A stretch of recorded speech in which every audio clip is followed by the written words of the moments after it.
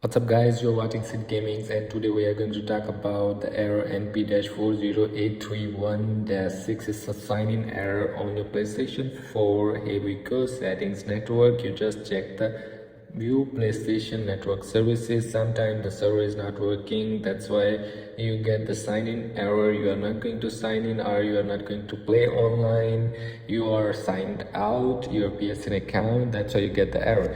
The server is working up. If the server is not working, then you just wait. The server will get up automatically. Sony will fix this automatically, and if not, then you just check this one and sign out your PSN account, and then test the internet connection again, and your connect the internet connection again, and then you will fix this up and sign in again your PSN account.